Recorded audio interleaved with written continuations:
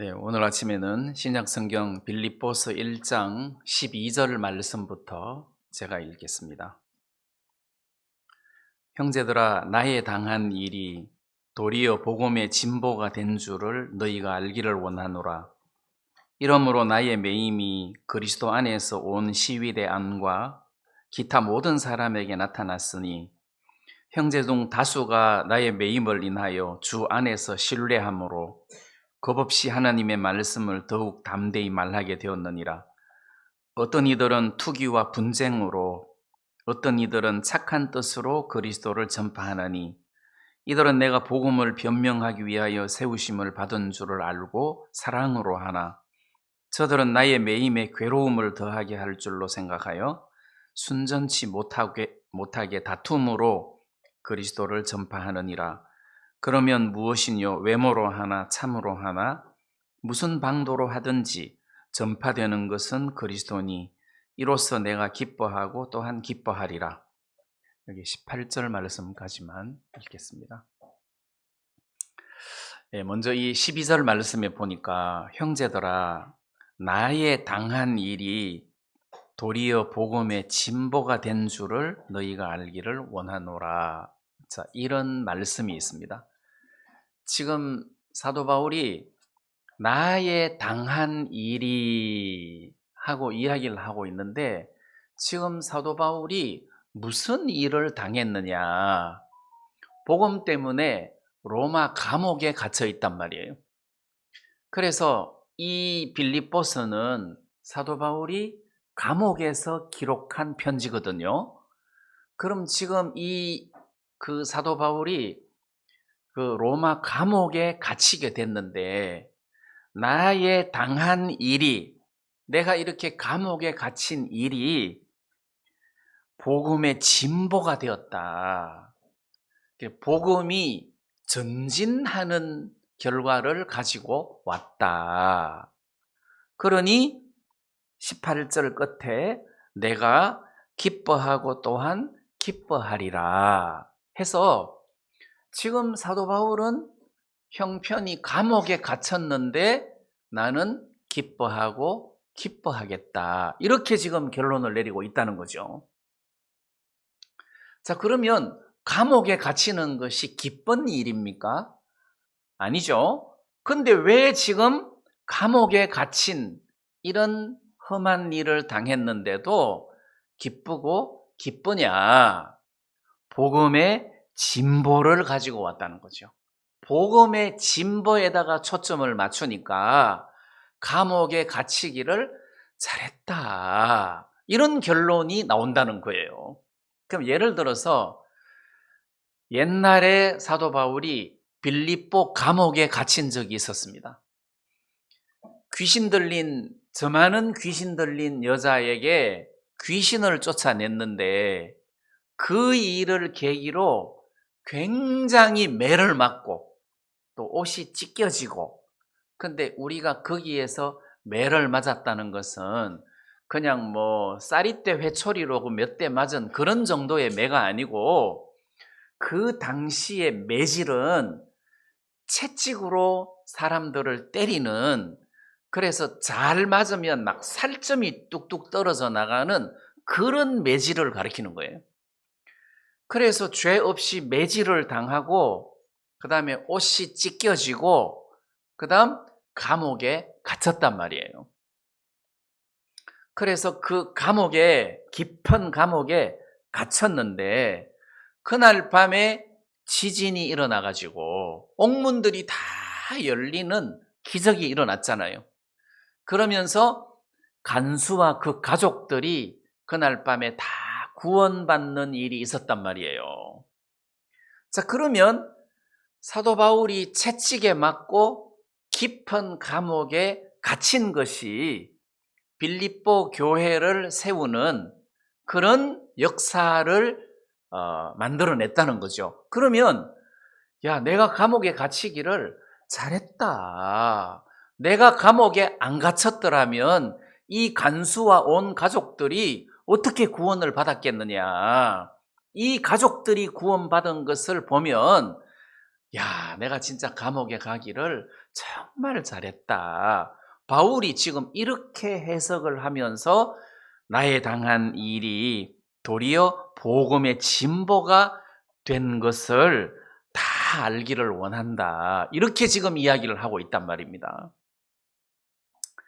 그래서 저는 이 나의 당한 일을 꼭 감옥에 갇히는 걸로만 해석을 하지 말고 사도 바울이 죄수의 신분으로 배를 타고 로마로 가다가 그 지중해에서 풍랑을 만나가지고 14일 동안 해도 보지 못하고 달도 보지 못하고 풍랑이 계속 있는 그 시점에 죽을 뻔한 그런 어려운 일을 겪었는데 사도 바울은 야, 내가 이렇게 풍랑을 만나기를 잘했다. 그래서 멜리데 섬에 들어가게 됐고 그 섬에서 그 추장을 만나게 됐고 그 아버지가 이질에 걸려서 고생하고 있었는데 그 아버지 병을 고치고 그리고 그 섬에 있는 많은 병자들을 고치면서 복음을 전하게 되는 그런 계기를 맞이하게 됐단 말이에요. 그리고 풍랑이 이는 배 안에서 바울이 축사를 하고 그 안에 있는 죄수들이나 군인들에게 왜 복음을 전하지 않았겠느냐고요. 그래서 사도 바울은 야, 진짜 내가 풍랑 만나기를 잘했다. 그래서 멜리데 섬까지 오게 된 거잖아. 뱀에게 물리기를 잘했다. 그 원주민들이 내가 죄인이라고 생각했는데 뱀에게 물려도 멀쩡하니까 돌려 생각하기를 신이라고 생각하면서 마음을 활짝 열지 않았느냐. 야, 진짜 뱀에게 물리기를 잘했다. 왜? 이게 복음의 진보를 가지고 왔다는 거예요. 그러면 오늘 이 말씀은 우리 삶의 초점을 어디다가 둬야 되냐? 물질에다가 두면은 감옥에 갇히는 것이 저주라는 거죠. 돈에다가 두면 뭐 감옥에 갇혀서 뭐 어떤 돈을 벌 수가 없잖아요. 근데 오늘 이 시대의 사람들은 초점을 물질에다가 두고 살기 때문에 주가가 오르면 너무 기쁘고 감사하고 행복하고 주가가 내리면 괴롭고 힘들고 어렵고 막 이렇잖아요. 근데 지금 사도 바울은 삶의 초점을 어디다가 맞추고 있느냐? 복음에다가 맞추고 있다는 거죠. 사람들이 군대 가기를 다 싫어하잖아요. 그래서 군대 안 가려고 꼼수를 부리려고 요짓조짓 하다가 들켜가지고 뭐 손해보는 경우도 있고 이렇게 하는데, 근데 우리 구원받은 사람이 군대를 갔어요. 거기서 군인들에게 복음을 전해서 구원받는 사람들이 일어났어요. 그래서 구원받는 사람들이 많이 일어나면 군대 가는 것이 복음의 진보를 가져온 것이기 때문에 그게 우리 삶 속에서 큰 축복이라는 거죠. 그리고 기뻐해야 될 일이고 피해야 될 일이 아니라는 겁니다. 어떤 사람이 병으로 병원에 입원을 했어요. 병원에 입원을 해 있는 동안 옆 침상에 있는 사람들에게 복음을 전해가지고 그 침상에 있는 사람들이 구원을 받았어요. 그럼 바울 같으면 야, 내가 진짜 병원에 입원하기를 100번 잘했다. 내가 병원에 입원 안 했더라면 저 사람이 어떻게 구원을 받았겠냐. 야, 진짜 내가 병원에 입원하기를 잘했다. 그렇게 말하지 않겠느냐고요. 그러면 우리가 삶 속에서 누구의 시각으로 내 삶을 보느냐에 따라서 달라진다는 거죠. 하나님의 시각으로 보면 바울이 감옥에 들어가기를 정말 잘했다. 빌립보 감옥에 들어가기를 잘했다. 풍랑을 만나기를 참 잘했다. 이게 하나님의 시각이라는 거죠. 근데 육신의 시각으로 보면 안 좋은 거라. 내가 복음을 위하여 사는데 왜 이런 풍랑을 허락하십니까? 하나님, 왜 뱀에게 물리게 하십니까? 왜 병원에 입원하게 하십니까? 이렇게 해석을 해서 하나님을 원망하게 될 거니까 육신의 시각으로 보면은 하나도 안 좋은데 하나님의 시각으로 보면 복음 앞에 사는 사람들이, 구원받은 사람들이, 이번에 이런 일들이 복음의 진보를 가져왔기 때문에 내가 기뻐해야 될 일이다, 이렇게 해석을 하고 내 인생을 하나님께서 축복해 주신 것에 대해서 감사하는 삶을 살게 된다는 거예요. 그래서 초점을 어디에다가 둬야 되냐, 중요한 거잖아요. 옛날에 우리 목사님 중에 한 분이 교통사고가 났어요. 크게 다쳤어요. 이게 다리뼈가 그냥 완전히 다 가루가 됐어요. 부서졌어요. 그래서 그 뼈에 쇠를 박아 넣어가지고 수술하고 또 수술하고 또 수술하고 해서 석 달 넘게를 기부스를 해가지고 지내셨단 말이에요. 그러니까 복음 전도자가 기부스 해가지고 몇 달을 집에 있으니까 얼마나 답답해요. 그래서 목발을 짚고 노방전도를 나갔대잖아요. 근데 너무너무 전도가 잘 되더라는 거지.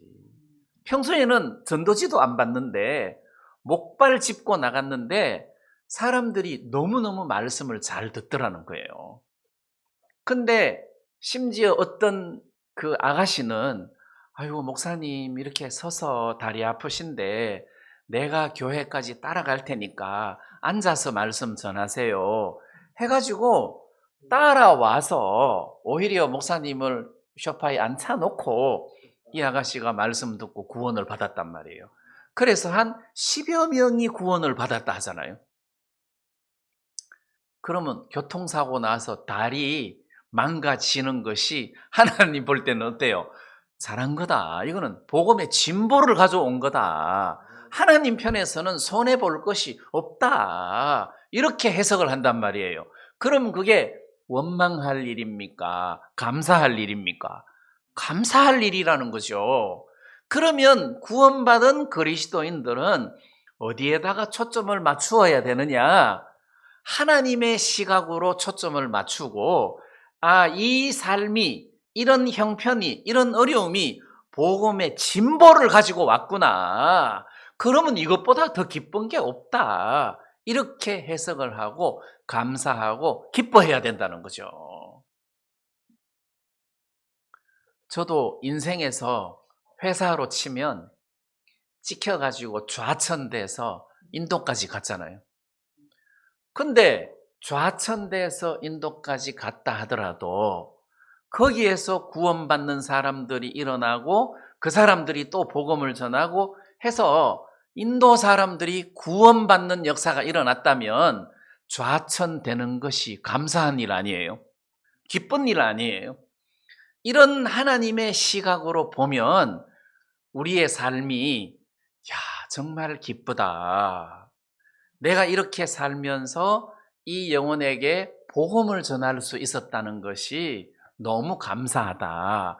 안 그러면 내가 직접 복음을 안 전했지만 내가 이 영혼을 교회 앞으로 데리고 온 그 수고로 이 사람이 구원을 받을 수 있었다면 나는 정말 하나님 앞에 감사한 일이라는 거죠.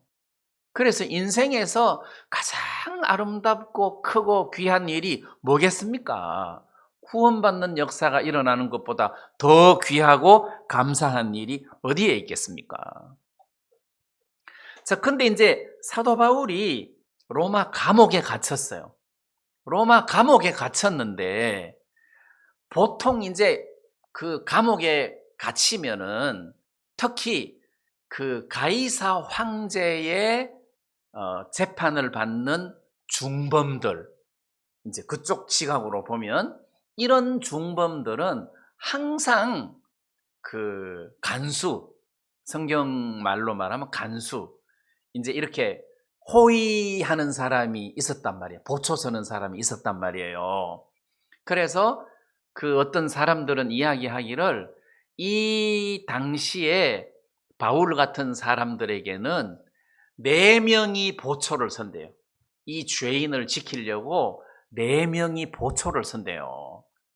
감옥 안에 있는데도 감옥 안에 2명 세워놓고 그 다음에 문을 지키는 사람 두 사람 세워놓고 4명이 사계조로 이 죄인을 지킨다는 거예요.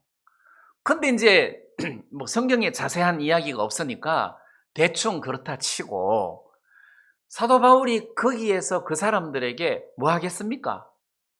내가 왜 감옥에 갇혔는지 아십니까?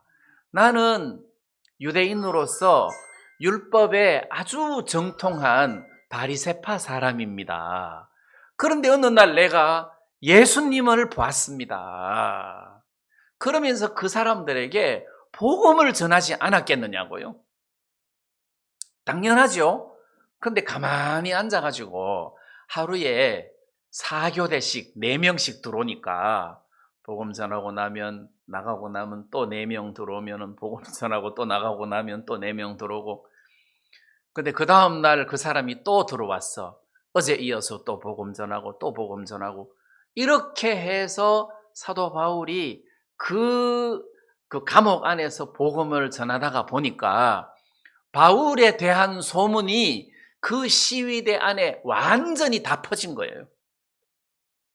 자, 그래서 13절 말씀에 보니까 이러므로 나의 매임이 그리스도 안에서 온 시위대 안과 기타 모든 사람에게 나타났으니, 이거는 사도 바울이 매여 있는 것이 나타났다고 되어 있지만 복음 전한 것이 나타난 것을 말하는 거예요. 예를 들어 갖고 어떤 평범한 사람이 감옥에 갇혔다고 합시다. 그 사람 감옥 갇혔다는 것이 온 시위대 안에 다 그 스토리가 다 퍼지지는 않는단 말이에요. 그러면 사도 바울이 이렇게 매여 있는 감옥에 들어간 이 사건은 온 시위대 안에 있는 사람들이 다 알았다는 거지. 왜 이 사람이 감옥에 들어오게 됐는지, 예수님이 누군지에 대해서 복음을 들어가지고 100% 구원받았다고 말하지는 못하지만 사도 바울이 감옥에 매여 있는 상태에서 복음을 전해가지고 많은 사람들이 구원을 받았단 말이에요. 근데 여기서 온 시위대 할 때 이 시위대는 로마 황제가 있는 곳의 시위대잖아요. 그래서 이 감옥의 시위대는 황제를 시위하는 곳이다, 또는 집정관을 시위하는 곳이다 하고 여러 말을 하는 사람들이 있는데, 그냥 일반 감옥이 아니라는 거죠. 여기 시위대원들은 보통 시위대원들보다 계급이 높다고 봐야 되겠죠. 그래서 이 시위대 뜰에 있는 많은 사람들에게 바울의 매임이 소문이 났다는 겁니다. 그만큼 바울이 복음을 전했다는 거죠. 자, 여기서 제가 말씀드리고 싶은 것은 이러므로 나의 매임이 했는데, 이 매였다는 것은 감옥에 들어갔다는 뜻이고 감옥에서도 쇠사슬에 묶였다는 뜻이에요. 묶였다. 근데 이제 참고로 디모데 후서 2장 9절 말씀을 보면 여러분들이 잘 아는 말씀이에요. 복음을 인하여 내가 죄인과 같이 매이는 데까지 고난을 받았으나 하나님의 말씀은 매이지 아니하니라. 자, 디모데 후서도 바울이 감옥에서 쓴 편지잖아요. 복음을 인하여 내가 죄인과 같이 매였다는 거죠. 매였다. 그렇지만 하나님의 말씀은 매이지 않았다. 마음은 안 매인 거예요. 몸은 매였는데 마음은 매이지 않았다. 왜? 거기 있는 죄수들에게 복음 전할 수 있는 기회가 생기면 죄수들에게 복음을 전하고, 거기에 있는 시위대원들에게 복음 전할 기회가 생기면 그 사람들에게 복음을 전했기 때문에 사도 바울이 입이 안 매였다는 거죠. 입이 매인 적이 없다. 복음이, 말씀이, 마음이 매이지 않으니까 기회가 되는 대로 사도 바울이 복음을 전했단 말이에요. 자, 그러면 우리 구원받은 사람은 바울처럼 어디 매이면 되겠습니까? 감옥에 갇혔는데도 복음을 전했다. 그러면 나는 무식하다. 예를 들어서 무식한 사람은 무식한 것에 매여요. 사람이 매인다고. 그래서 학력 이야기가 나오면 이렇게 사람이 오므라들고, 학력 이야기가 나오면 자기 판을 못 펴. 창피하니까. 그럼 이제 매이는 거잖아요. 그러면 D.L. 무디 같은 사람은 가방끈이 짧아가지고 무식하거든. D.L. 무디가 설교하고 내려왔더니 어떤 사람이, 무디 목사님 오늘 당신 설교 중에서 문법이 5군데나 틀렸습니다. 이렇게 지적해 준 사람이 있었는데, 그 무식한 나는 이렇게 복음을 전하는데 유식한 당신은 지금 뭐 하고 있냐 하고 핀잔을 줬다고 하는데, 이게 무식한 게 뭔 필요가 있냐? 내가 무식해도 여기에 매이지 않고 복음을 힘있게 전할 수 있으면 그만 아니냐? 자, 그래서 진짜 하나님 앞에 사는 사람들은 무식한 것에 안 매인다는 거죠. 매이지 않는다. 그럼 몸이 연약하다, 불구자다, 안 매인다는 거죠. 복음 전하는 사람이 불구자라고 합시다. 아이고, 사람들이 나를 어떻게 생각할까? 이런데 매이면 복음 못 전하는 거예요. 우리 목사님들 중에서도 불구자 있잖아요. 그런데 어느 날 장애자가 얼마나 행복한지를 설명을 하는데, 막 고속도로 통행료도 50%고 뭐 정부에서 나오는 것도 있고 막 이런 그 이야기를 하도 듣다가 보니까 나도 다리 하나 뿌개고 싶더라니까. 이 농담으로 그렇게 하는데도 막 장애자가 되면 혜택이 너무 많다고 이야기를 하는데, 근데 그분이 장애자인데도 복음을 잘 전하시는 거예요. 그러니까 나는 장애자다. 여기에 우리가 매일 필요가 있습니까? 없다는 거죠. 성경적이지 않다는 겁니다. 매인다는 것은 가난한 곳에 매일 필요도 없고, 무식하다는 것에 매일 필요도 없고, 또 내가 장애자라는 것에 대해서도 매일 필요가 없다. 우리가 복음을 가진 사람이면 복음을 가진 사람답게 복음에 초점을 맞추면 그만이라는 거예요.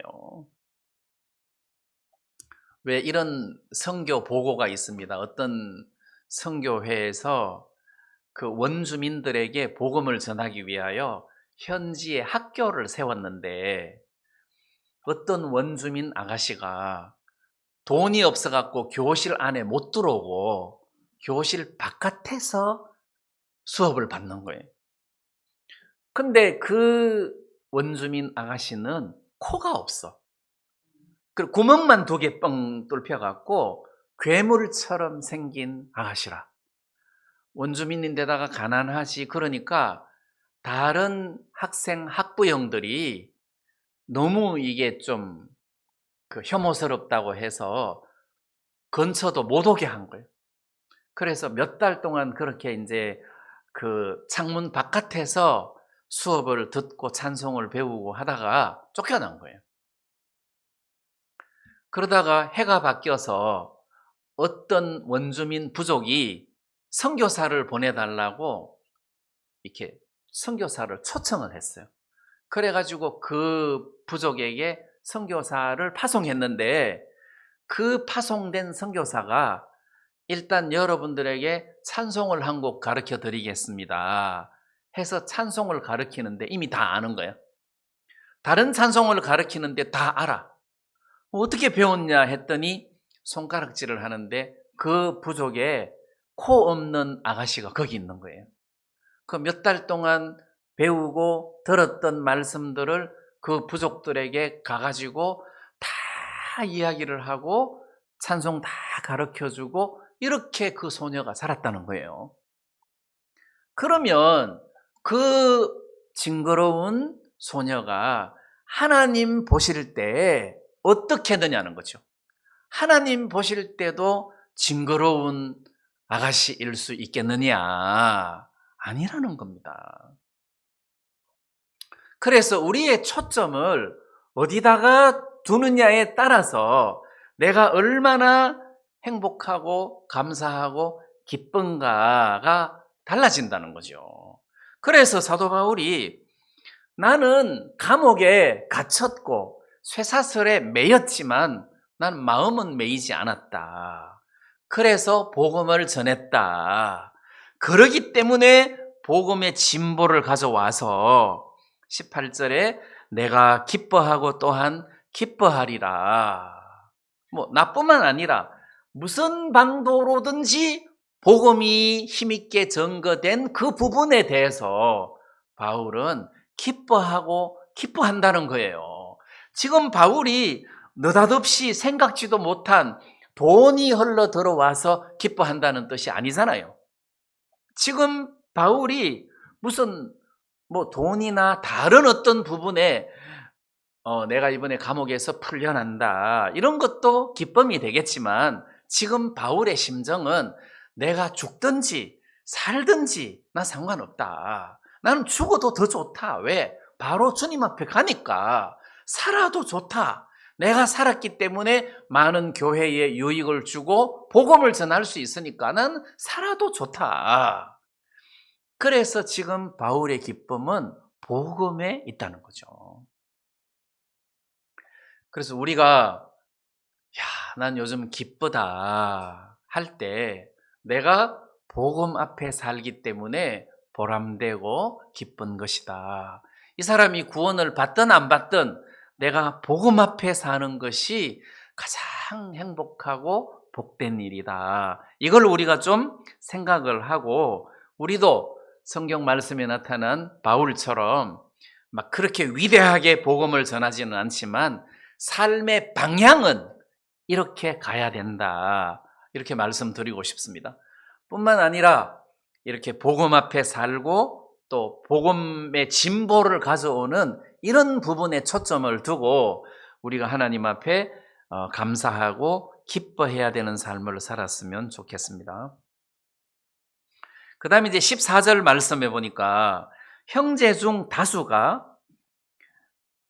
주 안에서 신뢰함으로 형제 중 다수가 나의 매임을 인하여 주 안에서 신뢰함으로 겁없이 하나님 말씀을 더욱 담대히 말하게 되었느니라.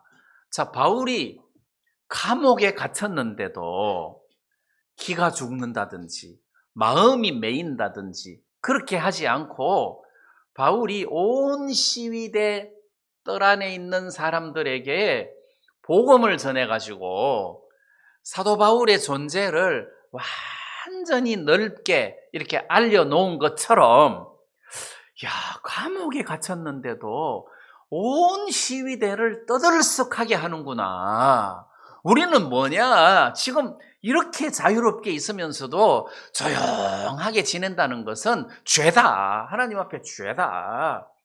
우리도 감옥에 있는 사람도 저렇게 진짜 막 온 시위대가 시끌시끌 할 정도로 복음을 저렇게 힘있게 전하는데 우리가 이렇게 가만히 있어서 안 되겠다 해서 그들이 담대한 마음을 얻게 되어서 힘있게 복음을 전하는 많은 형제들이 생겼다는 거예요.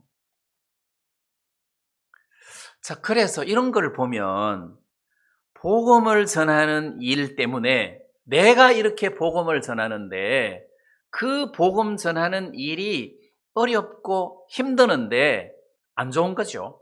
어렵고 힘드는 일인데도 그걸 넘어서 복음을 전하는데 뒤에 있는 사람들이 용기를 얻었다는 거죠. 용기를 얻었다. 왜 그 역사에, 기독교 역사에 보면 그 사도 요한의 제자가 폴리갑인데 이 폴리갑이라는 요한의 제자가 서머나 교회의 감독이었다 하더라고요.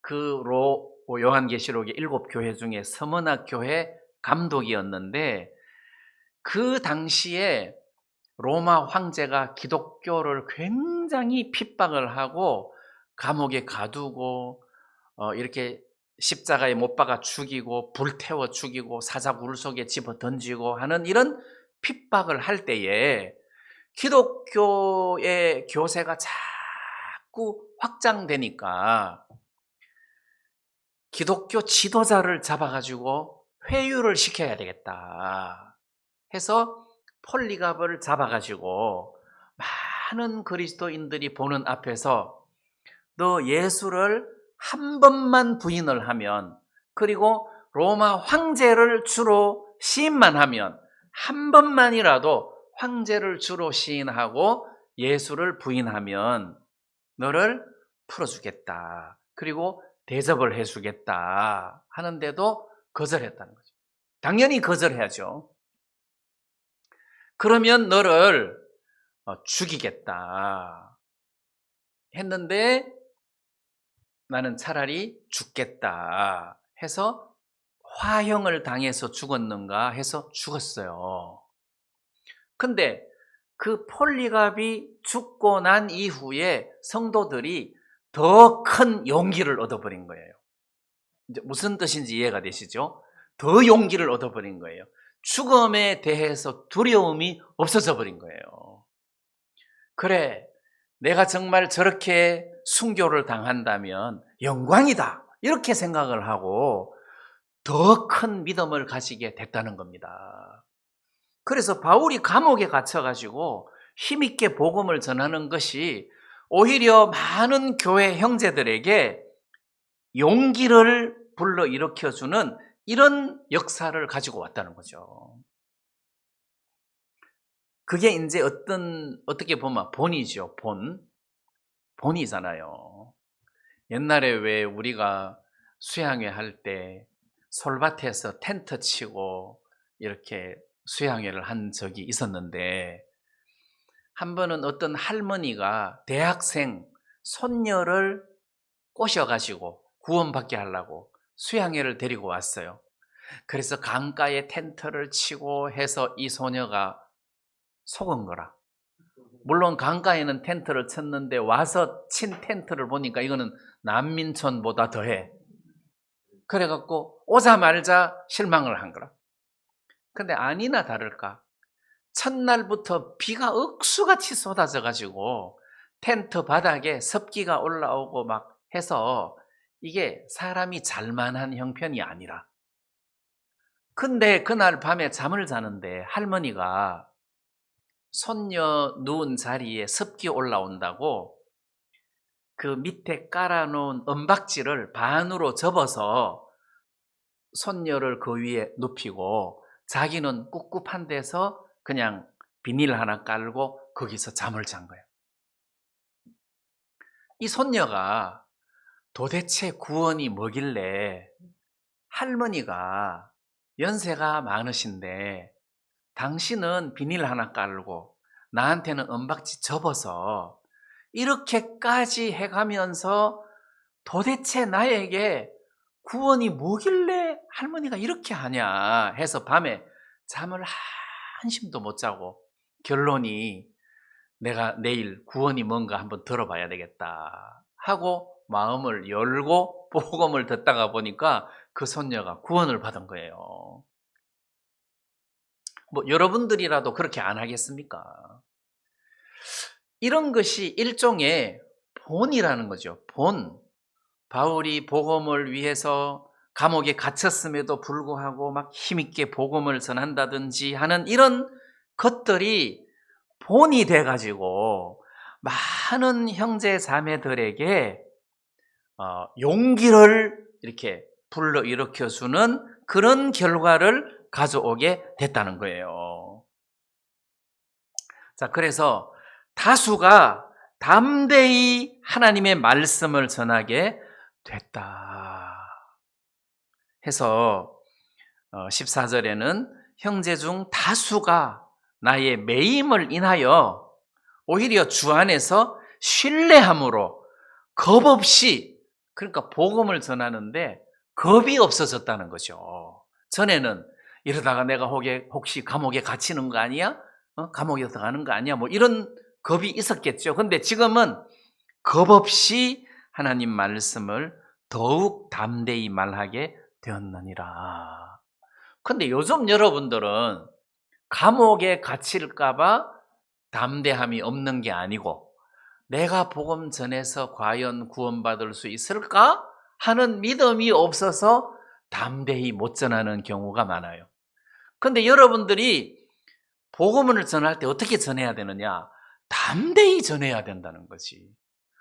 나는 말빨이 딸리는데 그게 무슨 상관이 있어요?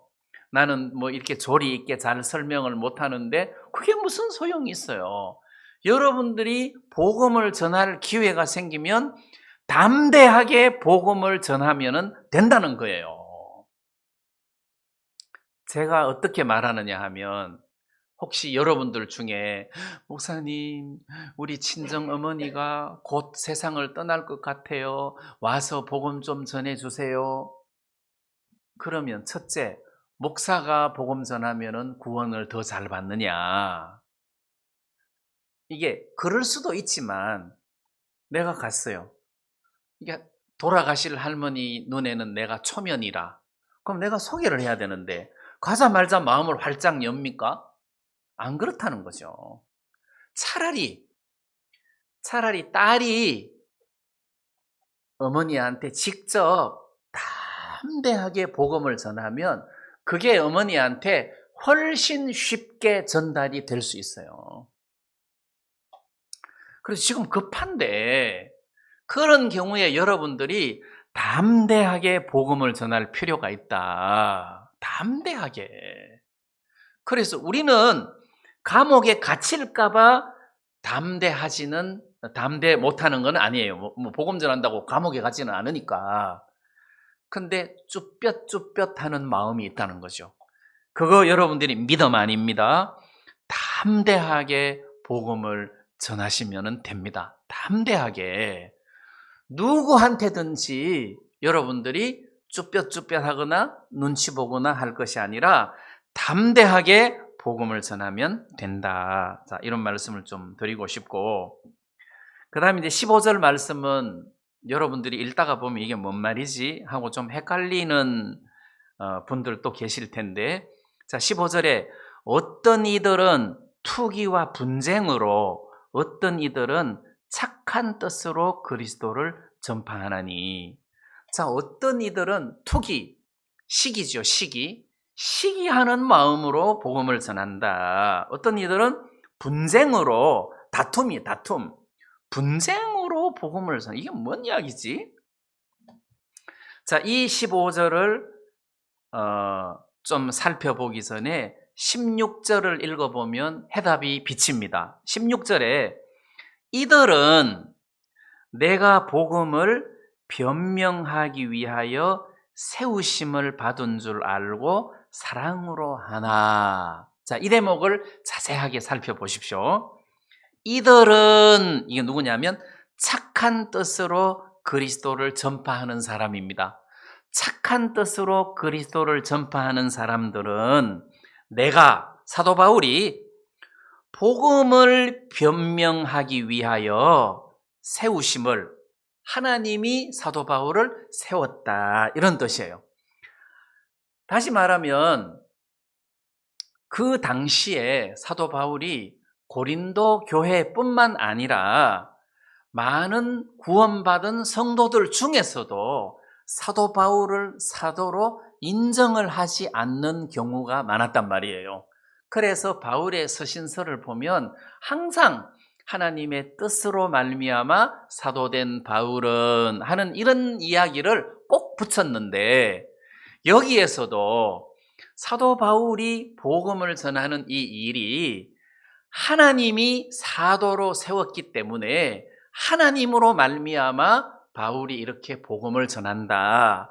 그렇게 이제 복음을 이렇게 힘있게 전하다가 보니까 복음 때문에 지금 감옥에 들어오게 되었고, 이게 하나님의 뜻인 것이 감옥에 들어오다가 보니까 아그리빠 왕에게도 복음을 전할 기회가 생기고 벨릭스 총독에게도 복음을 전할 수 있던 기회가 생겼고, 이제는 가이사 황제 앞에서도 복음을 전할 기회를 마련했으니 이게 하나님의 뜻이다. 하나님으로 말미암아 세우심을 입은 사도로서 지금 하나님의 뜻을 따라서 감옥에 들어와서 복음을 전하고 있다. 이게 이제 바울을 사랑하는 이게 사랑하는 마음으로 이 형제들이 그 바울을 이렇게 생각하고 복음을 전했단 말이에요. 그런데 바울을 반대하는 사람은 바울은 사도가 아니다. 바울은 사도가 아니다.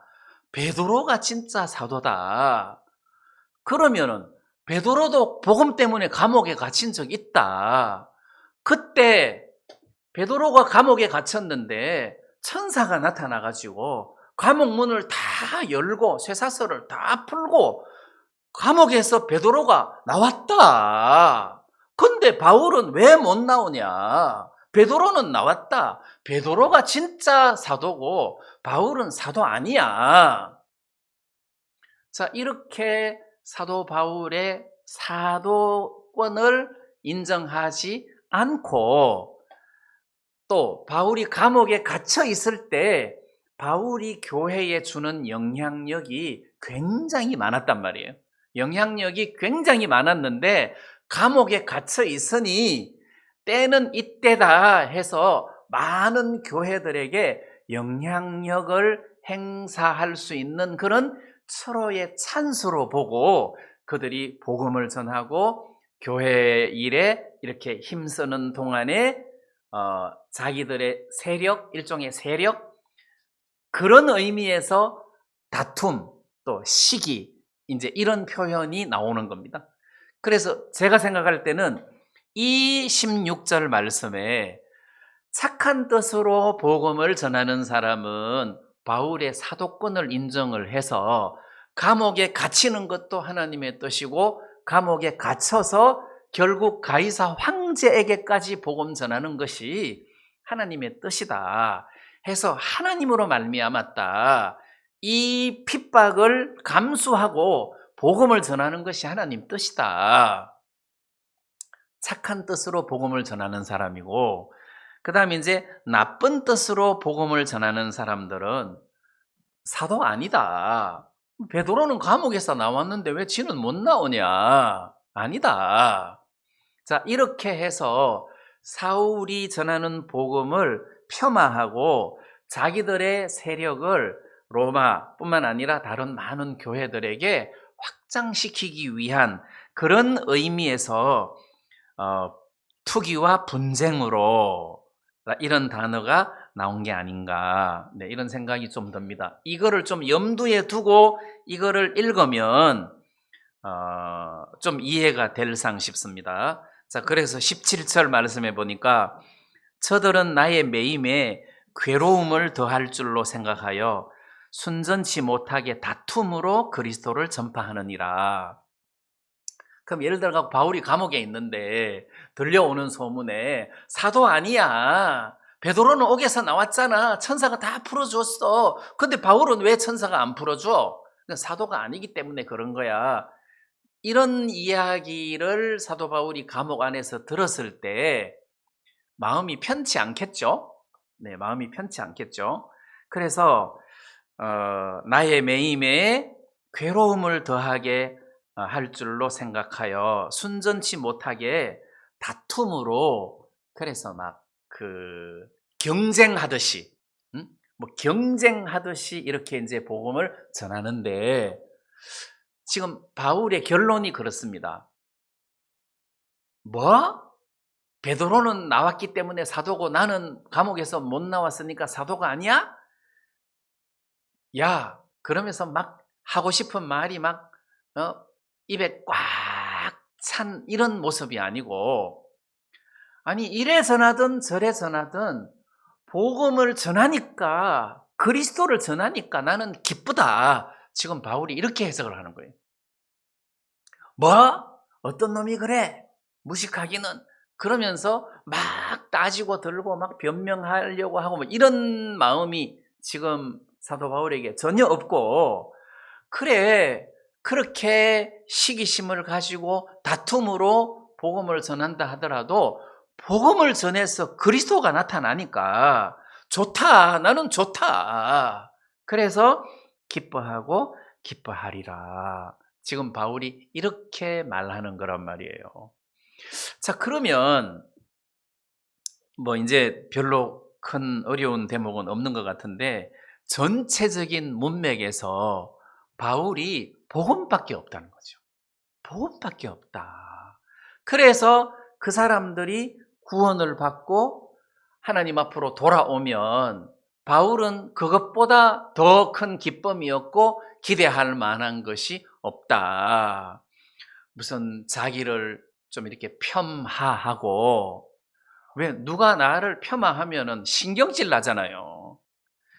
지가 뭔데 뭐 지가 나한테 뭐 보태준 거 있어? 뭐 이렇게 폄하하면은 손끝만큼도 그 자기를 이렇게 건드리는 꼴을 못 보는 사람들이 있어요. 왜냐하면 사람들 마음이 좁쌀만 하거든. 마음이 막 활짝 열렸을 때는 몰라도 평소에 사람 마음이 좁쌀만 해가지고 막 건드리면 그냥 막 팍 오므러든단 말이에요. 저게 하고 팍 오므러든다는 거죠. 특히 운전하다가 보면 별말 안 했는데도 막 도끼 들고 오고 막 이런 사람 있잖아요. 막 야구방망이 들고 설치고 이런 사람이 있단 말이에요. 근데 목사들 중에서도 이게 속이 좁아가지고 자기를 폄하하는 말을 못 듣는 거라. 그것도 아닌데.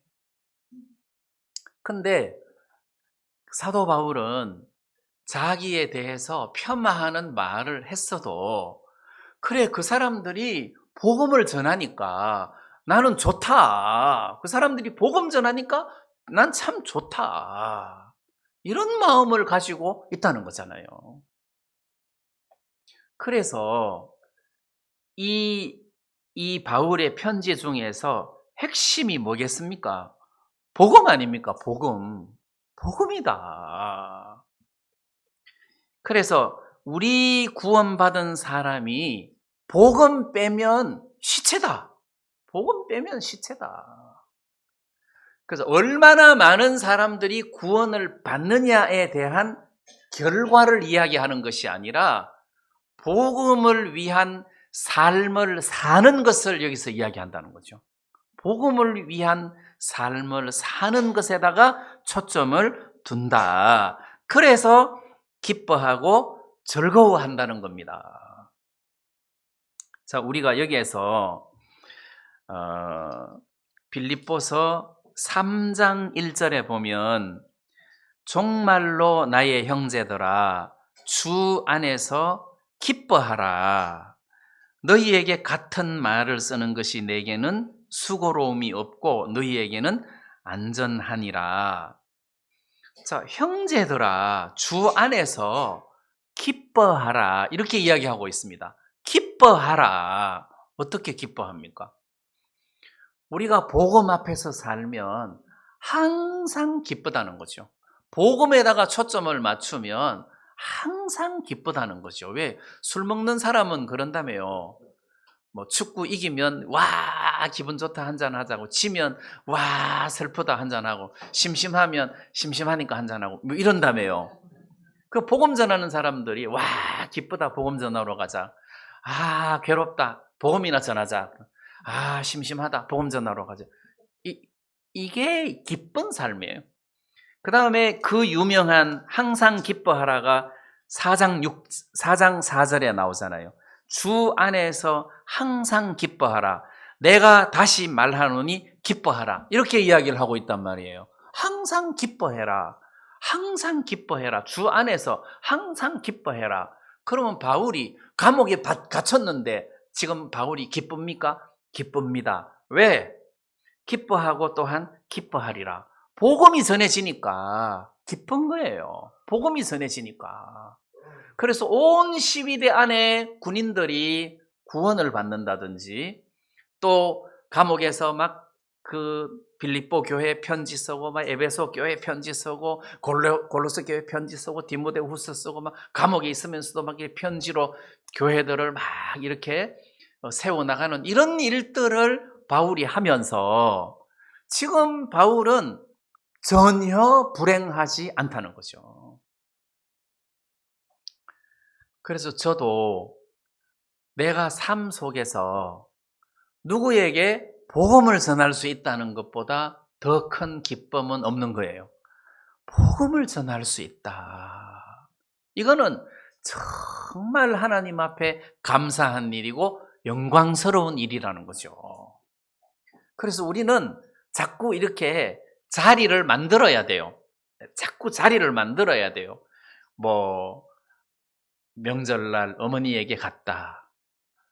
그러면은 찬스를 딱 만들어 가지고 복음을 몇 번 들었지만 또 복음을 전하고 또 복음을 전하고 기회가 되는 대로 또 복음을 전하고 이렇게 자꾸 복음을 전할 수 있는 그런 마음을 살려 가지고 이렇게 복음 앞으로 우리가 달려가야 그게 항상 기뻐할 수 있는 비법이라는 거죠.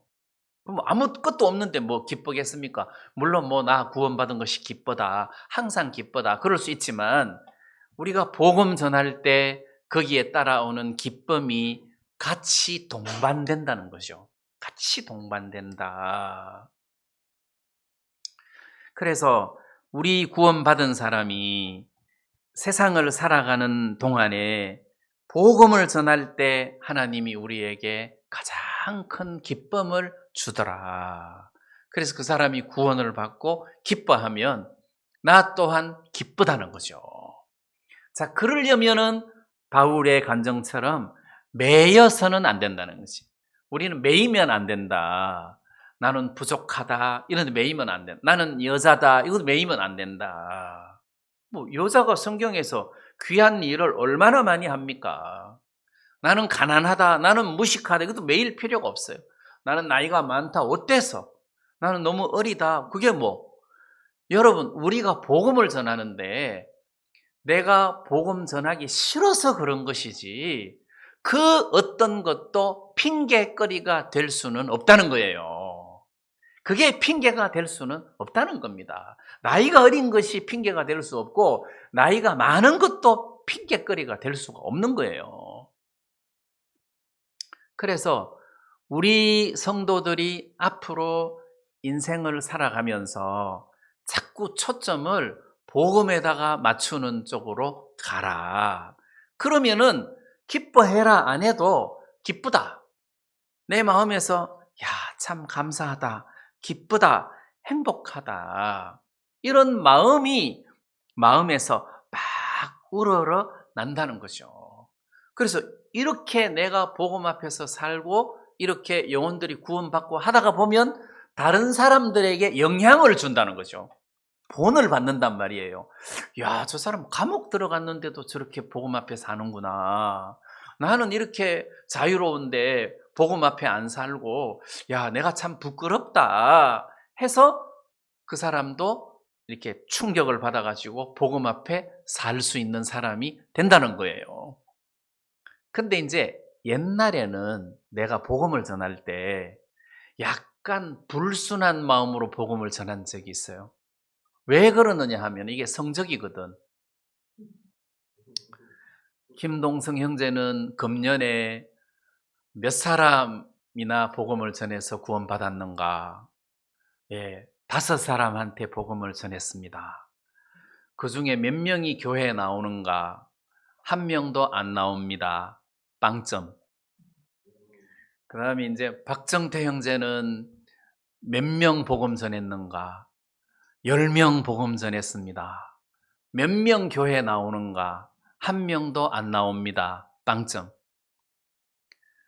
그러면 정자매를 통해서는 몇 명 구원받았는가? 7명 구원받았습니다. 몇 명 우리 교회에 나오느냐? 3명 나옵니다. 100점. 그러면 누구에게 몇 명에게 복음을 전했느냐가 중요한 게 아니라 몇 명이 교회를 나오느냐가 중요한 거잖아요. 맞죠? 그러니까 이 사람을 복음을 전하는 데 초점을 맞추기보다도 교회 나오게 하는 욕심을 내가 가져야 되는 거예요. 근데 내가 복음을 전하다가 보니까 장로교 다니는 사람이라 구원도 안 받았는데 분리부터 작업해. 거기는 잘못된 거야. 그건 목사도 구원 안 받은 거야. 그러니까 당신도 구원 못 받은 거지. 그 맞는 말인 것 같은데도 마음 다 닫혀놓고 복음을 시작하는 거예요. 어렵죠. 뭔가 사심이 들어가니까 복음이 뻑뻑한 거예요. 근데 이제 지금은 그렇게 할 필요가 없다는 거죠. 내가 안 묻잖아요. 뭐 김형제님을 통해서 몇 명이 우리 교회에 나옵니까? 뭐 그렇게 물을 필요가 없다는 거예요. 그 사람이 정말 구원을 확신하면은 그만이고. 그럼 예를 들어 갖고 빌립한테 그 이디오피아 내시한테 복음 전해서 구원받았다며? 예. 우리 교회 나오는가? 아니요. 빵점. 그럼 되겠습니까? 정확하게 복음이 들어가면 성령으로 말미암아 하나님이 그 내시를 통해서도 일을 하신다는 거예요. 일을 하신다는 거예요. 자, 그래서 우리가 사심을 버리고 복음 전하는 데다가 초점을 두면 그 열매 중에는 이런 사람도 생기고 저런 사람도 생기고 이렇게 할 수 있단 말이에요. 그래서 복음 전하는 것이 우선이다. 삶 속에서. 그래서 기회되는 대로 우리가 복음을 전하려고 해야 된다. 여러분, 자유로운 사람이 항상 기뻐하라 하고 부탁하는 것이 아니고 감옥에 있는 사람이 지금 우리 보고 항상 기뻐하라 이렇게 말하니까 뭐가 거꾸로 된 기분이 안 듭니까? 지금 바울이 감옥에 있는데도 그냥 감옥에 있는 것이 아니라 그 옥문 밖에도 보초 서고 감옥 안에도 보초 서고 있고 진짜 그 자유롭지 못한 그런 감옥 생활을 하면서도 우리 보고 기뻐해라. 항상 기뻐해라. 이렇게 권고하시는 것을 보면 오히려 우리가 바울을 보고 기뻐하세요. 용기를 내세요. 이렇게 해야 되는데 지금 거꾸로 된 거잖아요. 초점이 잘못됐다는 거죠. 초점이. 우리의 초점이 복음 앞에 있으면 가난해도 문제가 안 된다는 겁니다. 좀 가난해도 그게 뭐 문제가 되겠습니까? 그래서 무식한 것도 문제가 안 되고 내가 좀 장애가 있는 것도 문제가 안 되고 복음을 전하면 하나님이 여러분들을 다 막아주시는 거예요. 복음을 전하면. 그래서 저는 성경에서 행복한 사람들이 참 많지만 나만 장군에게 복음을 전해가지고 그 문둥병 나만 장관에게 이스라엘에 있는 엘리사 앞에 가면 그 엘리사가 그 선지자가 이 문둥병을 고칠 것입니다.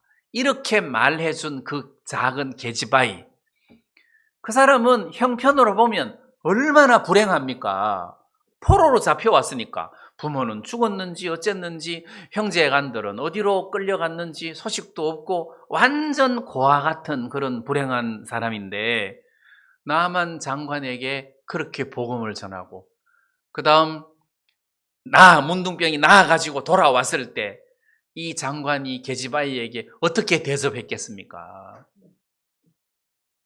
그래서 모든 불행에서 벗어날 수 있는 것이 복음이다. 모든 내 인생의 가치를 뒤집어 놓을 수 있는 것이 복음이다. 혹시 여러분들이 태어난 게 잘못 태어나가지고 팔자가 거센 사람은 복음 앞에 살면 뒤집어집니다. 그 복음이 여러분들의 인생을 뒤집어 놓거든요. 그래서 나는 불행하다 어쩌다 복음 앞에 살면 하나님이 여러분들의 인생을 뒤집어 놓으니까 행복한 사람이 될 수 있단 말이에요. 네, 그래서 우리가 어디에도 매이지 말고, 알겠습니까? 어디에도 매이지 말고 담대하게 복음 앞에 살면 우리가 당하는 어떤 일들도 복음의 진보가 될 줄로 믿습니다. 네, 이런 은혜로운 삶을 우리가 살았으면 좋겠습니다.